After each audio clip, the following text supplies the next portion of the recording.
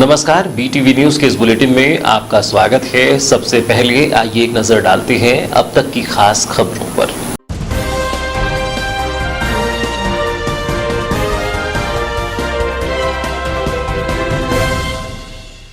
अब दिखे सड़कों पर मवेशी तो खैर नहीं, पशुपालकों के साथ बैठकर लिया गया निर्णय। नगरपालिका अध्यक्ष ने दी पशुपालकों को अंतिम चेतावनी। चालानी कार्यवाही के बाद अब सीधे पशुओं को पहुंचाया जाएगा गौशाला।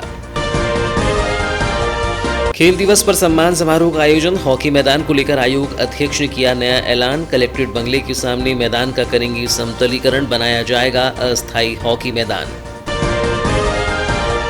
बालाघाट सह प्रभारी ने कांग्रेसियों की ली बैठक। कांग्रेस कार्यालय में हुआ आयोजन। दिल्ली में आयोजित धरने में शामिल होंगे जिले के कांग्रेसी।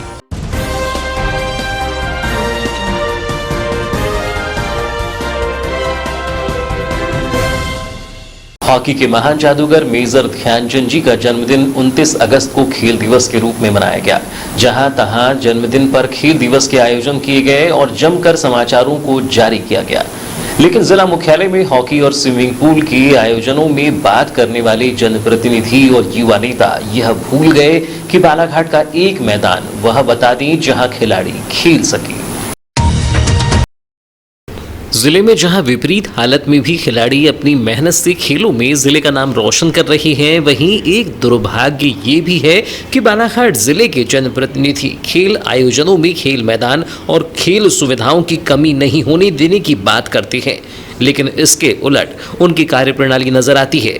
बालाघाट मुख्यालय के खिलाड़ियों द्वारा किए गए अथक प्रयास का परिणाम था कि तत्कालीन कांग्रेस शासनकाल में मुल्ला मैदान में ग्रास फील्ड लगाने के काम को हरी झंडी मिली और खनिज मद से इसके लिए राशि स्वीकृत कराकर इसका काम भी प्रारंभ किया गया।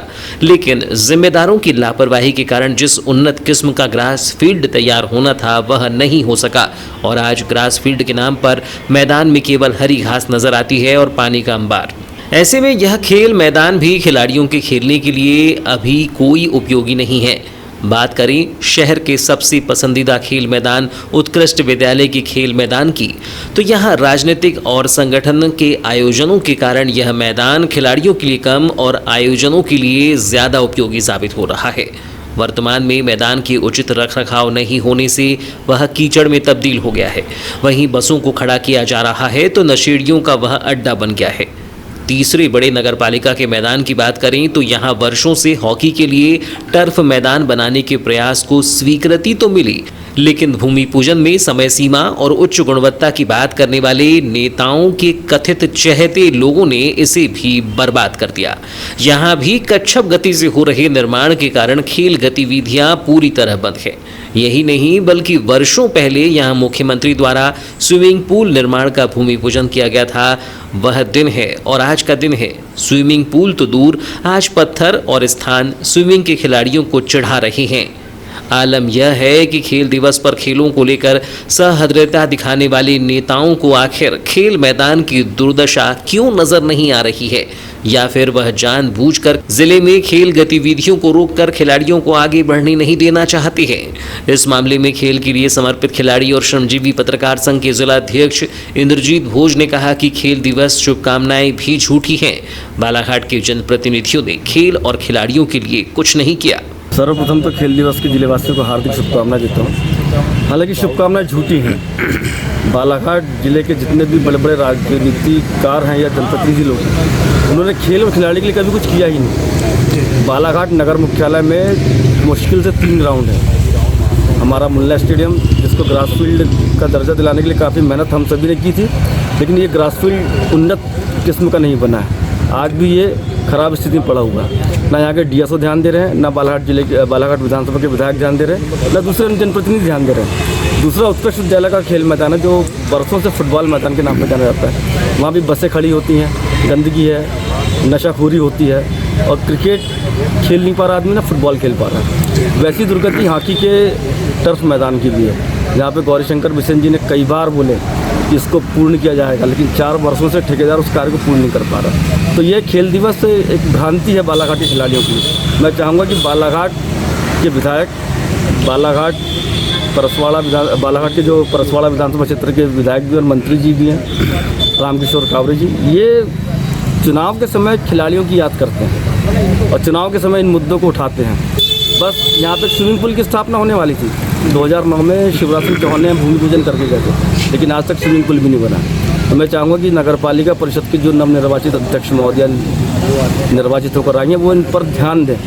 यदि खिलाड़ी उनके साथ में रहेगा तो वो जीत का परचम हमेशा लहराती रहेंगे, लेकिन खिलाड़ी जिस दिन नाराज़ हो गया उस दिन जनप्रतिनिधि को भागना पड़ेगा, बालाघाट का राजनीति का मैदान छोड़ के जाना पड़ेगा। खिलाड़ी और फुटबॉल कोच नईम खान ने कहा कि बालाघाट नगरीय क्षेत्र में खेल मैदानों की काफ़ी दुर्दशा है। आज उत्कृष्ट विद्यालय के मैदान में लगभग 40 से 50 खिलाड़ी फुटबॉल की प्रैक्टिस करने पहुंचते हैं, लेकिन मैदान में प्रैक्टिस के दौरान उन्हें काफ़ी तकलीफ़ों का सामना करना पड़ता है। बालाघाट में खेल के खिलाड़ी तो बहुत सारे, लेकिन खेल के मैदान यहाँ उपलब्ध नहीं है। बच्चों को काफ़ी परेशानी होनी पड़ती है। 2-3 साल से ग्रास फील्ड ग्राउंड बन रहा है, वो भी अभी तक तैयार नहीं हो पाया वो ग्राउंड। और जो गवर्नमेंट स्कूल ग्राउंड है तो अभी वर्तमान में अपनी वर्तमान नगर पालिका अध्यक्ष ने कुछ उनको समतलीकरण करके दिया है कि खेलने के लिए, नहीं तो ये भी बहुत बेकार हालत है। क्या मांग करना चाहिए प्रशासन से? प्रशासन अभी चाहते हैं कि बच्चों को अच्छे खेल के मैदान उपलब्ध हो, अच्छी सुविधाएं हो, पानी की बैठने मंच नहीं है, ग्राउंड में साइड नहीं है। अगर बारिश होती है तो बच्चे खेलने आते तो उनको बैठने के लिए साइड भी नहीं है। नगर में यातायात में बाधक बताई जा रही सड़कों पर घूमते मवेशियों को लेकर नगर पालिका ने सख्ती दिखाते हुए पशुपालकों को अंतिम हिदायत दी है। उनका कहना है कि अब यदि पशुपालक के मवेशी सड़कों पर नजर आएंगे तो उन्हें पकड़कर सीधे वारासिवनी गौशाला भेजने की सख्त कार्रवाई की जाएगी, जहां से फिर पशुपालकों को अपने मवेशी नहीं मिल सकेंगे। हालांकि उन्होंने विश्वास व्यक्त किया है कि शहर के सभी पशुपालक समझदार हैं और ऐसी स्थिति उत्पन्न नहीं होने देंगे, लेकिन उन्हें 30 अगस्त के पूर्व रात्रि तक अंतिम अवसर और प्रदान किया गया। नगर पालिका अध्यक्ष भारती ठाकुर ने कहा कि हमारा मानना है कि यदि आप पशुपालक हैं तो अपने घर में ही मवेशी को सुरक्षित और खाने की व्यवस्था करें, उसे ऐसे सार्वजनिक स्थानों में ना छोड़ें। सार्वजनिक स्थानों पर मवेशियों के खड़े दिखाई देने पर विगत 23 अगस्त को पशुपालकों को नोटिस जारी किया गया था, लेकिन पशुपालकों ने सड़कों पर विचरण करते अपने मवेशियों को अपने परिसर में रखने पर गंभीरता से ध्यान नहीं दिया, जिसके कारण हमें सख्त कदम उठाने पड़ रहे हैं। नगर पालिका में पशुपालकों के साथ नगर पालिका अध्यक्ष भारती ठाकुर ने आज बैठक कर सड़कों पर विचरण करने वाले आवारा मवेशियों को लेकर चर्चा की। देखिए, हमने आज से 7 दिन पहले 23 तारीख को सभी पशुपालकों के लिए एक नोटिस जारी किए थे, जिसमें नगर यातायात की समस्या पे हमने चर्चा किए थे कि जो अभी सबसे बड़ी समस्या के रूप में सामने आ रही है वो है मवेशियों की, चाहे वो गाय हो, भैंस हो या सूअर हो। तो सभी पशुपालकों को हमने नोटिस जारी किया था कि वो अगर जानवर पालने का शौक़ रखते हैं तो कृपया कर अपने जानवरों को अपने घर के परिसर के अंदर ही उसका पालन पोषण करें, खाने पीने की व्यवस्था परिसर के अंदर ही करें, उसको रोड पे या किसी ऐसे सार्वजनिक स्थल पे खुला ना छोड़ें जिससे कि शहर का यातायात प्रभावित हो, किसी भी प्रकार की दुर्घटना की संभावना बने। लेकिन हमको 7 दिन के अंदर ऐसा कुछ भी रिस्पांस पशुपालकों की तरफ से दिखाई नहीं दिया। तो आज हमने, चूंकि आज 7 दिन पूरे हुए हैं, इसलिए आज हमने अंतिम बैठक ली सभी पशुपालकों की और आज फिर चर्चा की और आज फिर उनको यही हिदायत दी है कि आपके पास अभी भी समय है, सुबह से हम कार्यवाही चालू कर देंगे कि जो भी गाय भैंस हमको सड़कों में खुली घूमती हुई दिखाई दे रही है, किसी भी प्रकार की यातायात में बाधा उत्पन्न हो रही है, तो उनको पकड़ के और कांजी हाउस भेज दिया जाएगा। नगर पालिका उपाध्यक्ष योगेश बिसेन ने बताया कि वह स्वयं पशुपालक हैं और लगभग 40 से 50 मवेशियों में गाय, बैल और भैंसें हैं, लेकिन उनके पशु कभी बाहर विचरण नहीं करते हैं। इस बार सड़कों पर विचरण करने वाले मवेशियों को लेकर सख्त कार्रवाई की जाएगी। पहली बार पकड़कर कांजी हाउस में मवेशियों को ले जाया जाएगा, जहां आने वाले पशुपालकों से जुर्माना लिया जाएगा। बावजूद इसके पशुपालक नहीं समझते हैं तो दूसरी बार में मवेशियों को वारासिवनी गौशाला भेजा जाएगा, जहां से मवेशी फिर वापस नहीं मिलेंगे। ये एक बहुत सख्त नियम से इस बार होने वाला है। पहली बार में चालानी कार्रवाई की जाएगी, चालान पता आपको चल जाएगा। दूसरी बार में अगर उसी पशु मालिक की गाय पकड़ाई, उसे सीधे गौशाला भेजा जाएगा, जहां से वो चालान देके भी गाय को वापस नहीं ला पाएगा। बैठक के दौरान एसडीएम संदीप सिंह, सीएसपी अंजुल एंक मिश्रा, थाना प्रभारी कमल सिंह गहलोत, सभापति कमलेश पांचे, नेता प्रतिपक्ष योगराज डिल्हारे, पार्षद समीर जायसवाल, स्वास्थ्य प्रभारी सूर्य प्रकाश ऊके सहित नगरपालिका कर्मचारी उपस्थित थे। प्रति वर्षानुसार इस वर्ष भी बालाघाट मुख्यालय में दशहरा चल समारोह का आयोजन किया जाएगा। इस वर्ष दशहरा चल समारोह समिति जिले का 60वां दशहरा चल समारोह उत्सव मनाएगी। दशहरा चल समारोह का प्रमुख आकर्षण भगवान हनुमान का स्वरूप, जिसे धारण करने का इस वर्ष पावन भाग्य शहर के युवा विक्रम त्रिवेदी को मिला है। प्रतिवर्ष दशहरा चल समारोह में प्रमुख आकर्षण हनुमान स्वरूप को धारण करने वाले साधक का 40 किलो वजनी मुकुट को धारण करना होता है, जो दशहरा पर भगवान श्री राम शोभा यात्रा के साथ नए श्री राम मंदिर से प्रारंभ होकर शहर के मेन रोड होते हुए रावण दहन स्थल उत्कृष्ट विद्यालय मैदान तक रहता है, जिसके बाद श्री राम शोभा यात्रा और राम भक्त हनुमान का वेश धारण करने वाले साधक नए श्री राम मंदिर पहुंचते हैं, जहां मुकुट को विधि विधान से उतारा जाता है। इस वर्ष दशहरा चल समारोह में नगर के युवा राम भक्त विक्रम त्रिवेदी द्वारा भगवान हनुमान जी के वेश में 40 किलो वजनी मुकुट धारण करने की घोषणा समिति के युवाओं द्वारा आयोजित प्रेस वार्ता में की गई। युवा अमन गांधी ने बताया कि इस वर्ष भी दशहरा चल समारोह पूरी आस्था, विश्वास और धूमधाम के साथ निकाला जाएगा, जिसमें प्रमुख आकर्षण हनुमान जी का स्वरूप युवा भक्त राम भक्त विक्रम त्रिवेदी हनुमान जी का मुकुट धारण करेंगे, जो अष्टधातु का लगभग 40 किलो वजनी मुकुट होता है। उन्होंने कहा कि हर साल की तरह इस वर्ष भी हनुमान जी की सेवा का कार्य सफल होगा। उन्होंने बताया कि गत 27 अगस्त से चालीसा पाठ प्रारंभ हो गया है, जिस दिन से हनुमान जी का स्वरूप धारण करने वाले युवा विक्रम त्रिवेदी ने परंपरा अनुसार मंदिर में रहना और धार्मिक कार्यक्रम करना शुरू कर दिया है। जानते हैं बालाघाट जिले का सबसे बड़ा त्यौहार विजयदशमी दशहरा प्रतिवर्ष नए राम मंदिर में बड़े धूमधाम से मनाया जाता है। हर बार की तरह इस बार भी यह कार्यक्रम बहुत धूमधाम से मनाया जाएगा। इस कार्यक्रम का जो मतलब सबसे ज़्यादा देखने वाली चीज़ रहती है वो है हनुमान जी की शोभा यात्रा। इस बार हनुमान जी का पाठ करने के लिए हमारे भाई विक्रम त्रिवेदी जी का नाम सर्व मानव सेना की तरफ से प्रस्तावित किया गया है। ये हमारे सेवक हैं, पिछले 4-5 साल से लगातार मंदिर की सेवा में और लगातार हनुमान जी की सेवा कर रहे हैं। इसको देखते हुए इस बार इनका नाम फाइनल किया गया है और हम आशा करते हैं कि इनका पाठ हर बार जैसे बहुत ही ज़्यादा सफल तरीके से सबका पाठ होता है, इनका पाठ भी उसी तरह से सफल होगा और इस बार के कार्यक्रम को हम और भव्य रूप से करेंगे, ऐसा हम आप सभी को आश्वस्त करते हैं। इस दौरान कन्हैया राउत, अमन गांधी, शिवम सचदेव, अमन भल्ला, अर्पित अग्रवाल, तुषार उपाध्याय, संदीप नेवारे, अंशुल कौशल, नीशु कौशल, अंशुमन भोज, चेतन चौरे, बबलू कुरील, उमाकांत त्रिपाठी, श्रीकांत गुप्ता, संजू मोटवानी, अक्षय शर्मा, सोनू मुटनेजा सहित अन्य युवा उपस्थित थे। भले ही लोग सोशल मीडिया पर विश्वास ना करें, लेकिन सोशल मीडिया की ताकत समय समय पर जग जाहिर हो चुकी है। कई मामलों में सोशल मीडिया की भूमिका ने अपनी विश्वसनीयता का परिचय दिया है। बालाघाट में विगत दिनों मासूम बालक के अपहरण के बाद जल्द ही उसकी दस्तयाबी में भी सोशल मीडिया की भूमिका को पुलिस ने भी स्वीकार किया है। वहीं आज फिर सोशल मीडिया ने पुलिस के अज्ञात शव की शनाख्ती में बड़ी भूमिका निभाई है।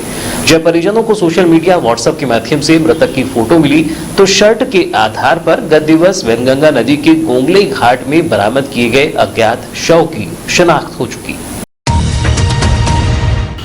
मृतक की पहचान परिजनों और ग्रामीणों ने थाना कटंगी अंतर्गत साउंगी निवासी 59 वर्षीय लोकेलाल इथुले के रूप में की है, जिसके बाद ग्रामीण पुलिस ने शव पंचनामा कार्यवाही कर शव का पीएम करवाकर शव परिजनों को सौंप दिया है। इस मामले में ग्रामीण पुलिस ने मरकायम कर जांच में लिया है। ग्रामीण पुलिस की माने तो मृतक की 3 पुत्रियां हैं, जिसमें 2 का विवाह हो चुका है, जबकि 1 अविवाहित है। विगत 22 अगस्त को यह घर से निकला था। चूंकि एक आंख खराब होने और दूसरी आंख से कम दिखाई देने के कारण संभवतः नदी की बाढ़ में बह गया था, जो पानी उतरने के बाद गोंगले घाट में इसका शव मिला था, जिसकी शनाख्ती के लिए आरएम के साथ ही प्रयास भी किए जा रहे थे। इसी दौरान व्हाट्सएप के माध्यम से परिजनों को मिली जानकारी के बाद परिजन और ग्रामीणों ने आकर उसकी शनाख्त की, जिसके बाद शव का पीएम करवाकर उन्हें सौंप दिया गया है। वहीं मृतक के जवाई चित्रांगन गायधने ने बताया कि व्हाट्सएप में फोटो देखने के बाद शर्ट से पहचाना गया है, जो विगत 22 अगस्त से लापता थे, जो खेत जा रहा हूं कहकर घर से निकले थे, जिसके बाद वह घर वापस नहीं लौटे तो उनकी खेत एवं आसपास के गांव में तलाश की गई। जब वह नहीं मिले तो थाना कटंगी में हमारे द्वारा गुमशुदगी की रिपोर्ट दर्ज कराई गई थी। फिर आज सुबह व्हाट्सएप के माध्यम से जब हमने फोटो देखा तो उसमें पहने हुए कपड़े से हमने इनकी पहचान की और शव लेने जिला चिकित्सालय पहुंचे। कल 28/8 को वैनगंगा नदी के गोंगली घाट में एक डेड बॉडी मिली थी।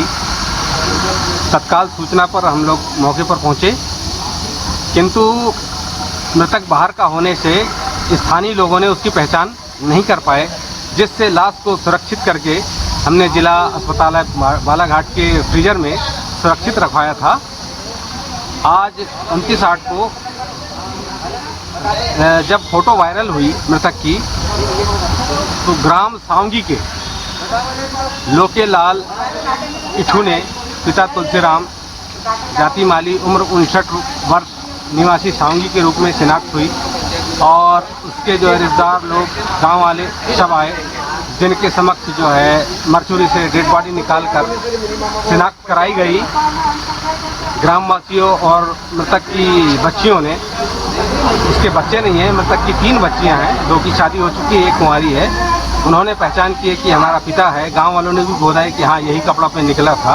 और उसकी पहचान होने पर उसका 100 पंचनामा PM पश्चात डेड बॉडी परिजनों को दे दी गई है।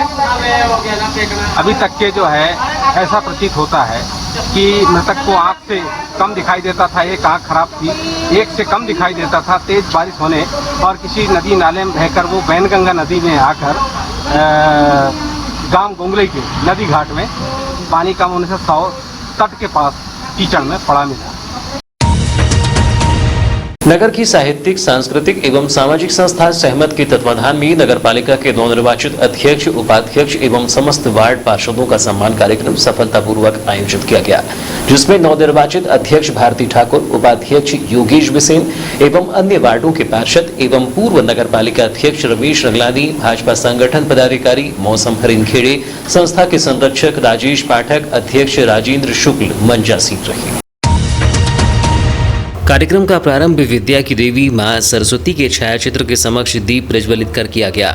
इसके बाद अशोक मिश्रा द्वारा सरस्वती वंदना एवं श्वेता शर्मा द्वारा वंदे मातरम का गायन किया गया। वहीं संबोधन के क्रम में जहां पर नगरपालिका के पूर्व अध्यक्ष रमेश रंगलानी ने अपने अध्यक्षीय कार्यकाल के 5 वर्ष के अनुभव को लोगों के साथ साझा करते हुए नई कमेटी किस तरह से कार्य करे इसको लेकर मार्गदर्शन देते हुए विश्वास व्यक्त किया कि आगामी 5 वर्षों में बालाघाट नगर विकास के पैमाने पर एक अलग अपनी पहचान बनाएगा। संस्था के संरक्षक राजेश पाठक ने नई समिति को अपनी संस्था की ओर से बधाई देते हुए उम्मीद जताई कि स्वच्छता के क्षेत्र में इंदौर शहर आज अपनी अलग पहचान रखता है। अतः नई कमेटी से मैं उम्मीद करता हूं कि वह अपने 5 वर्षीय कार्यकाल में बालाघाट को इंदौर जैसा प्रगतिशील स्मार्ट शहर हर क्षेत्र में बनाने के लिए अपना 100% योगदान देंगे। सहमत संस्था जो रचनात्मक और साहित्य संस्था है हमारी, जो रचना और काव्यित्य के क्षेत्र में जानी पहचानी जाती है, उसके तत्वाधान में और अपने सामाजिक संगठनों के सभी अध्यक्षों की उपस्थिति में ये कार्यक्रम नवनिर्वाचित नगर पालिका अध्यक्षा, उपाध्यक्ष एवं समस्त पार्षदों के सम्मान समारोह का आयोजन किया गया और इस आशा और इस अपेक्षा के साथ इस कार्यक्रम को संपन्न कराया गया है कि हमारी सहमत संस्था के लिए एक वाचनालय और भवन की स्थापना इस नई नगर पालिका परिषद के कार्यकाल में निश्चित रूप से ही होगा, जिसका आश्वासन हमारी नवनिर्वाचित नगर पालिका की अध्यक्षा हमारी बहू भारती ठाकुर के द्वारा सभा मंच के माध्यम से भी किया गया। हमारे उपाध्यक्ष और कर्मठ योगेश बिसेन जी, छोटे भाई, उन्होंने भी बहुत सारे कार्य किए हैं और उनमें ऊर्जा है, काम करने की क्षमता है। मौसम दीदी ने भी पूरा भाव की तरफ से आश्वासन दिया कि हर तरह का सहयोग नगर पालिका परिषद बालाघाट को मिलेगा। और इस दौरान नगरपालिका अध्यक्ष भारती ठाकुर ने कहा कि जनता द्वारा जिस विश्वास के साथ भाजपा को पूर्ण बहुमत देकर लगातार तीसरी बार नगरपालिका में कार्य करने का अवसर दिया है, हम विश्वास दिलाते हैं कि जनता की जो अपेक्षा है हमारी नई टीम से, उसे पूर्ण करने में कहीं कोई कमी नहीं रखी जाएगी। कार्यक्रम में आरएसएस के जिला सरसंघ चालक वैभव कश्यप, हीरा सिंह भाटिया, सहमत संस्था पदाधिकारी अलका चौधरी, शालू गांधी, अर्चना गुप्ता, हेमा वाधवानी, कृष्णा सिंह, आदित्य पंडित, मुकेश तिवारी, अन्नपूर्णा तिवारी, वीरेंद्र गहरवार, प्रणय श्रीवास्तव सहित अन्य उपस्थित थे। मध्य प्रदेश कांग्रेस सचिव व बालाघाट के सह प्रभारी राजा बघेल ने 29 अगस्त को बालाघाट पहुंचकर कांग्रेस कार्यालय में कांग्रेसियों की बैठक ली। आयोजित इस बैठक में आगामी सितंबर माह में राष्ट्रीय कांग्रेस पार्टी द्वारा महंगाई के विरोध में दिल्ली के जंतर मंतर में किए जाने वाले धरना को लेकर जानकारी दी। इस दौरान उन्होंने बैठक में जानकारी दी कि आयोजित हो रहे इस धरना प्रदर्शन में जिले से भी कांग्रेसी शामिल होंगे और जो कांग्रेसी दिल्ली में नहीं पहुंच पाएंगे वह अपने अपने ब्लॉकों में धरना प्रदर्शन करेंगे। बैठक के दौरान बालाघाट सह प्रभारी राजा बघेल ने कहा कि वर्तमान समय में महंगाई अपनी चरम पर पहुंच गई है और दिनों दिन पेट्रोल, डीजल, रसोई गैस, राशन सामग्री के साथ ही अन्य दैनिक उपयोग की वस्तुओं के दाम बढ़ती जा रही हैं, जिससे आमजनों की हालत बहुत ही खराब हो चुकी है। बावजूद इसके केंद्र की भाजपा सरकार इस ओर ध्यान देने की बजाय देश को बांटने का कार्य कर रही है। ऐसी स्थिति में जनता की भलाई के लिए अब कांग्रेस को वृहद स्तर पर सड़क पर उतरना होगा। बैठक में बालाघाट सह प्रभारी ने बताया कि कांग्रेस राहुल गांधी के द्वारा कन्याकुमारी से लेकर कश्मीर तक भारत जोड़ो यात्रा का आयोजन किया जा रहा है, जो देश के विभिन्न हिस्सों का भ्रमण करते हुए मध्य प्रदेश के इंदौर व उज्जैन तक पहुंचेगी। इस दौरान बालाघाट जिले से 100 कांग्रेसियों का जत्था पूरे एक दिन इस भारत जोड़ो यात्रा में शामिल होगा। जो लोग हमारे दिल्ली पहुंचने में सक्षम नहीं है, जो लोग हर कोई तो दिल्ली नहीं जा सकता, और एक बड़ा आंदोलन है और देशव्यापी है। देशव्यापी आंदोलन की इस कड़ी में आपको अपने अपने ब्लॉक में, अपने अपने मंडल, सेक्टर में जिस भी लेवल पे आंदोलन को करना है, उससे संबंधित सारी जानकारी अभी आप लोगों को जो पत्रक दिए जाएंगे, इसमें तुलनात्मक अध्ययन की दरें दी हुई हैं कि तुलनात्मक रूप से किस तरह के नारों का उपयोग किया जाएगा और महंगाई के संबंध में कांग्रेस पार्टी क्या सोचती है, एक उदाहरण के तौर पर बताया जाएगा। आयोजित बैठक में कांग्रेस जिला अध्यक्ष विश्वेश्वर भगत, लांजी विधायक हीना कावरे, कटंगी विधायक टामलाल सहारे समेत अन्य कांग्रेसी पदाधिकारी व कार्यकर्ता मौजूद रहे।